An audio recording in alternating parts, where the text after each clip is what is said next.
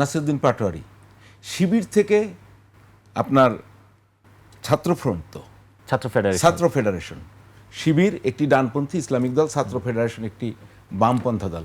এই ট্রানজিশন আপনার কেমনে হলো? আপনি শিবির থেকে ছাত্র ফেডারেশনে চলে গেলেন, একদম সংক্ষেপে আমার শেষ প্রশ্ন।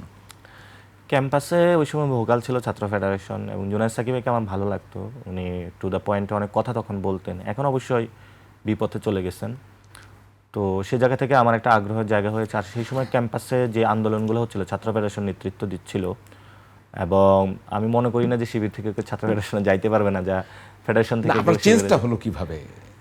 আমার ওই সময় মনে হয়েছে যে ছাত্রলীগের বিরুদ্ধে ফাইট করতে হবে। ফাইটিংয়ের ছাত্রদল তো হলো ওই আপনার ঢাকা মেডিকেলের কর্নারে লুকায়া থাকতে পারে, তাদের ওই সাহসে পারবে না যে হলো মানে টিএসসিতে এসে ছাত্রলীগের বিরুদ্ধে দাঁড়াবে। তো ওই সময় হলো বাম সংগঠনগুলো ছিল এবং তারা ফাইট করতো। শিবিরও ওই সময় আসলে ডিরেক্টলি ফ্রন্টে হলো তারা আসে নাই। আমার কাছে মনে হয়েছে ফিল্ডে হলো ফাইটটা জরুরি, আমরা 10 জন সংখ্যায় হই, ছাত্রলীগের বিরুদ্ধে দাঁড়ানোটা জরুরি। দেন জি শেষ করেন। আর আরেকটা জায়গা হলো আমি বই পড়ি বেশি, তো সেই জায়গা থেকে বিশ্বে তো 3টাই ব্যবস্থা, সোশ্যালিস্ট, ক্যাপিটালিস্ট এবং ইসলাম, যেটা মডার্ন ইসলামী।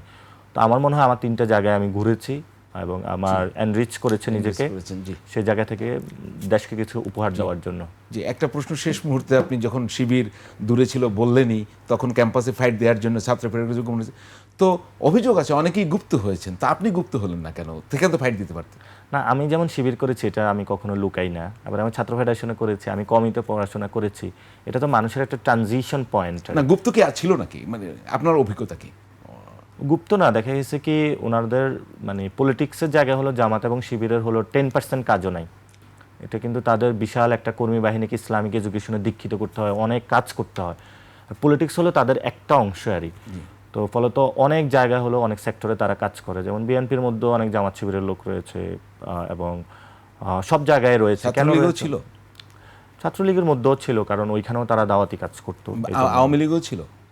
আওয়ামী লীগের মধ্যেও ছিল, কারণ আমি মনে করি কারণ তারা আসলে তাদের ইসলামিক জায়গা থেকে তারা যে জিনিসটা দেখে, জামাতের বাহিরে যারা আছে সবার মধ্যে তারা দাওয়াতি কাজ করে, তো ওই জায়গা থেকে তারা কাজ করে। এবং আমি মনে করি না জামাত শিবির যেখানেই থাকুক, যেমন অন্য কোনো দলের হবে, আমি এটা মনে করি না, তাদের একটা আদর্শিক একটা জায়গা রয়েছে। একদম শেষ এক লাইনে জবাব দিলেন, আপনি গুপ্ত হলেন না কেন? একদম এক লাইনেই চাই আমি জবাব। আমার মনে হচ্ছে যে আমি পলিটিক্সটা খুব ওপেনলি করি, আর আমি মানে মানবিক মানুষের জায়গা থেকে, আমার ব্রেনের জায়গা থেকে যেটা সবচেয়ে ভালো ওইটা করি। এবং আমি কখনো আমি যখন শিবির ছেড়েছি, আমি কিন্তু আমার বুঝশুন করে ছেড়েছি যে না, এই পদ্ধতির এটার থেকে এই জায়গা হলো আমার কাজ করলে ভালো হবে। ধন্যবাদ। তো আপনি যদি ধরেন আন্ডারস্ট্যান্ড করে সবকিছু করেন, তখন আসলে প্রবলেম হয় না। এবং আমি যে শিবির করেছি আমার মধ্যে কোনো হীনমন্যতা নাই। শিবির ইজ এ গুড অর্গানাইজেশন।